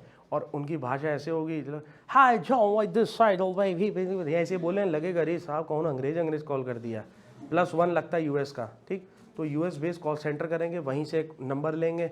ठीक है, ऑनलाइन उनको पॉपअप के माध्यम से किसी माध्यम से उनको कनेक्ट करने की कोशिश करेंगे, और कनेक्ट करने के बाद उनको पूर्णतः लूट लेते हैं। क्योंकि मैंने बताया ना, इंडिया में तो बड़ा दिक्कत है साहब, OTP भी आएगा, ये भी आएगा। अब हर जगह आने लगा OTP ना बताना।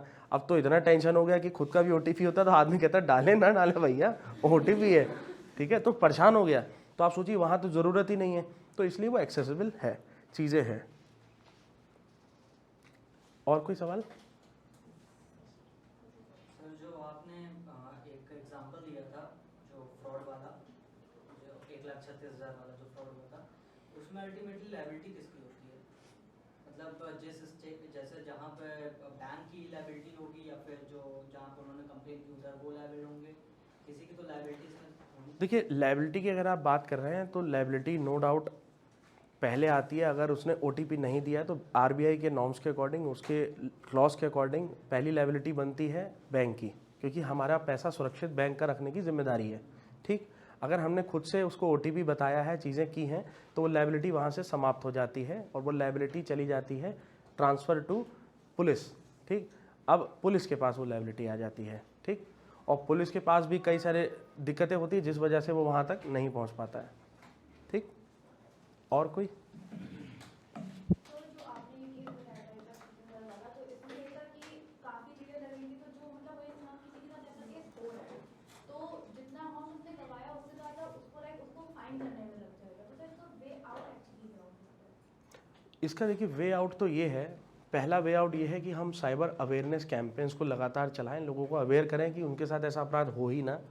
दूसरा वे आउट ये है कि अगर गलती से हो भी जाए, क्योंकि ठीक है हम जितना भी अवेयर करेंगे फिर भी अपराध तो रुकेगा नहीं, वो किसी ना किसी तरीके से झांसे में फंसा ही लेगा, क्लाइंट को कन्वर्ट कर ही लेगा। तो इसके लिए समाधान सिर्फ इतना सा है कि जो हमारे पुलिस हैं, ठीक है, इसमें क्योंकि डिफरेंट डिपार्टमेंट इन्वॉल्व होते हैं, पुलिस अलग इन्वॉल्व हो रही है, बैंक अलग इन्वॉल्व हो रहा है, फिर उसके लिए मतलब कंसर्न पर्सन्स। और आपने बिल्कुल अच्छी बात बोली, बहुत लॉजिक बात बोला आपने, लॉजिकल बोला कि उसमें जितना है उससे ज़्यादा खर्चा हो जा रहा, इसी वजह से केस को सॉल्व होने में दिक्कत होती है। इसीलिए केस को सॉल्व होने में दिक्कत होती है, ये प्रैक्टिकली एक चीज़ है। और दूसरा कि पुलिस जब काम करेगी तो पता चला केस तो आपका अभी हुआ, वो तो पैसा निकाल के खा के ख़त्म हो गया। अब पैसा निकाला, खाया, ख़त्म हो गया उसका पैसा, और उसको जब तक पता चल रहा तब तक वो अपना खाता वाता बंद करके चला गया, काम खत्म। इसमें हमको इमीडिएटली एक्ट करना है। तो इसका जैसे 112 पे हमने किया, पहले पुराने ज़माने की मूवीज़ में होता था कि पुलिस पहुंच ही नहीं रही है, आदमी जो कह रहा अरे साहब क्या हुआ, कि क्या हुआ, कहाँ एक्सीडेंट हुआ, क्या एक्सीडेंट हुआ, कौन गोली मार दी, बताओ कौन गोली मार दिया। तो पता लगा गोली छोड़ो भैया, निपट गए, वो चले गए। अब आ रहे हो हैं। तो पहले होता था, लेकिन अब जब 112 और ये सब चीज़ें आ गई, डायल 100 था पहले वो, ठीक। तो जब ये आ गया तो पुलिस अब ट्रैकिंग मॉड्यूल के साथ आप अभी फ़ोन करिए तो तुरंत टैं करते अभी आ जाएगी, तुरंत पुलिस ट्रैक कर रही है, पहुंच रही है, एग्जैक्ट लोकेशन पहुंच जाएगी आपके। तो ये है। सर मुझे आपने फर्स्ट केस बताया था जब मैम ने आपको कॉल किया था लेट नाइट, फिर आप लोगों ने क्या किया सर, मतलब हाउ यू पीपल हेल्प? देखिए उसमें ये था कि उसकी जो लोकेशन ली गई थी, हमने, मैं बताऊं, मेरे को फिर अगले दिन मेरा कई मीटिंग शेड्यूल थे, कई जगह जाना भी था मेरे को, बट मैं उसको कैंसिल किया क्योंकि भाई लाइफ से ज़्यादा इंपॉर्टेंट कुछ भी नहीं था, ठीक।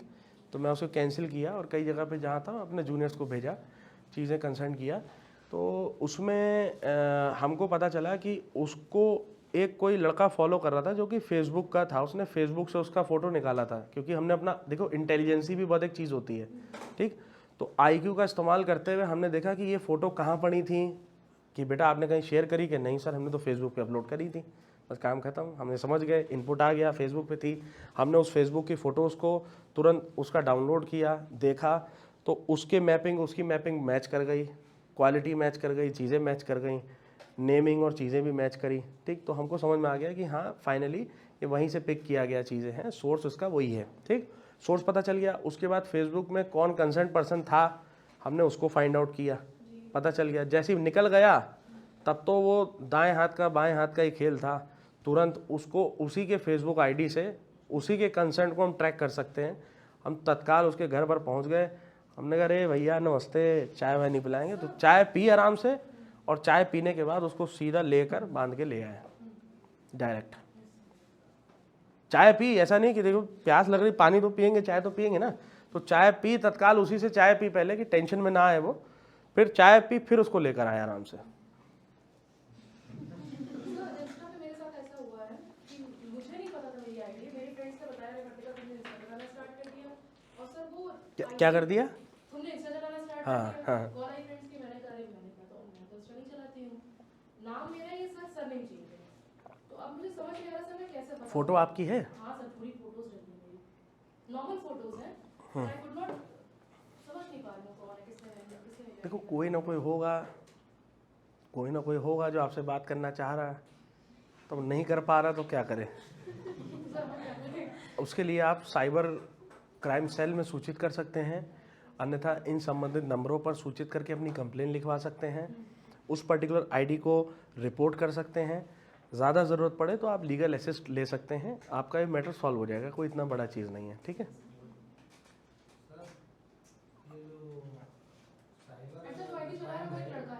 अरे मैं आपको मैंने आपसे अभी क्या बताया, देखिए अभी बताया ना, क्या बताया बेटा,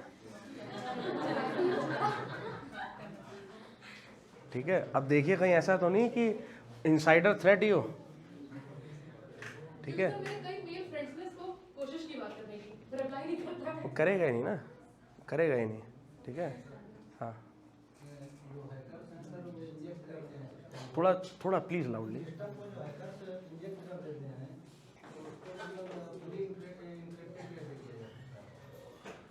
देखिए आप जो शब्द का इस्तेमाल कर रहे हैं एनक्रिप्ट, देखो एनक्रिप्शन का मतलब ये होता है, अभी जैसे मान लीजिए मैं कहता हूँ कि ये चीज़ लिखी हुई है, अभी हमको पढ़ने में आ रही है ना, ह्यूमन कंप्यूटर इंटरेक्शन जस्ट सब पढ़ने में आ रहा है ना, अगर मैं इसको अल्फा न्यूमेरिक कोड में या किसी अन्य चीज़ में कर दूं तो वो एनकोडिंग फॉर्म में चला गया, जो सिर्फ हम और आप समझेंगे, उसको डिकोड करना होता और कोई बात नहीं है, ठीक। जैसे मैं अगर आपको सिखा दूं कि देखो बेटा H प्लस, मतलब कुछ भी शब्द यूज़ करेंगे, पहले शब्द में +5, दूसरे शब्द में -9, तीसरे में ये, समझ गए ना बात। और हर शब्द के 3 शब्द के बाद @ और परसेंटेज का इस्तेमाल कर लीजिएगा। तो हमने क्या किया, हमने एनकोडिंग कर दी। तो जब आपको लॉजिक पता है कि लॉजिक क्या मैसेज है, ये मैसेज तभी आपको समझ में आएगा, समझ गए। यानी H के, मैंने क्या कहते हैं, H के +5, H का +5 क्या होता है, अरे J के, हाँ ऐसे ही, ठीक। तो इधर क्या लिख दिया गया, N है ना, U -5 मतलब ऐसा कुछ आ गया, जो भी आ गया XYZ, ठीक। उसके बाद हमने लिख दिया परसेंटेज और वो, तो आप समझ गए कि पहले शब्द में ये करना है, लॉजिक आपको फॉर्मूला बता दिया ये है, तो आप पूरा मैसेज समझ गए, ह्यूमन कंप्यूटर इंटरेक्शन। और तीसरे को जब मिला तो वो उसको गोल गोल घुमाता रहेगा, कह रहे भैया क्या लिख दिया, ये क्या कुछ नहीं, बैठे थे खाली तो हमने कहा कुछ लिख ही दें, तो जो जो समझ में आया हमने लिख दिया। तो बेसिकली क्या है, वो एनकोडिंग है, तो उसको वो इस फॉर्म में कर देते हैं, आपको बस समझना पड़ेगा, डिकोड हो जाएगा, उसमें क्या दिक्कत है। जैसे मतलब मैं ये पूछ रहा हूँ कि जो इंजेक्टर साइजर हैं, इंजेक्ट कर लेते हैं सिस्टम को, उसके लिए कोई मतलब ऐसी टेक्नोलॉजी है विकसित की जा रही है जिसको इससे रोका जा सके? देखिए टेक्नोलॉजी तो है, उसके लिए सबसे पहला चीज़ तो ये है कि आपके सिस्टम में फायरवॉल होता है, फायरवॉल होता है, वही कई टायर पर उसको बचा लेगा। फिर भी आप एक्सेस दे रहे हैं भाई साहब, फायरवॉल ऑफ कर रहे हैं कि नहीं नहीं नहीं भैया ये तो हमारे भाई हैं, इनको तो एक्सेस दे दो, तो दे दीजिए। उसके बाद वो कितने लेवल ऑफ इफेक्शन आपको दे रहा है, इफेक्ट दे रहा है, वो डिपेंड करता है, बहुत सारे लेवल है उसके। ठीक, और कोई? ये बस आप जो एयरपोर्ट पे हम जाते हैं वहाँ पर टिकट हम कंफर्म या ट्रांजेक्शन जैसे से करते हैं, तो उस पर एक टिकट बारकोड जैसा मिलता है, टिकट मिलते हैं साइड में बारकोड भी होता है, तो दूसरे लोग वो यहाँ पे नहीं देते, फेंक देते हैं, तो क्या वो कहीं ना कहीं साइबर क्राइम ना हो? उसके बारकोड पे तो होता है जिसमें हमने ट्रांजेक्शन किए, कहाँ से कहाँ गए, कितने बजे फ्लाइट थी, सारी इन्फॉर्मेशन उसी में है, ठीक है। फिर हम यूजली या तो एयरपोर्ट से बाहर निकलते हैं पर बीच में फेंक देते हैं, इसको इग्नोर कर देते चीज़। तो ये चीज़ क्या कहीं ना कहीं वो साइबर क्राइम में वो कोई बारकोड यूज़ करता है, तो क्या कहीं ना कहीं वो इंसान साइबर क्राइम में आ सकता है? देखिए मैंने आपसे बताया किसी भी तरीके से साइबर का अपराध हो सकता है, वो भी हो सकता है, किसी भी तरीके से हो सकता है, ठीक है। अब ये देखिए जैसे किताब के पीछे लिखा है, ये रहा, ठीक है, तो एक्सेस कर लीजिए, काम खत्म, ठीक है। चलिए okay, thank you so much सभी को, बहुत बहुत धन्यवाद।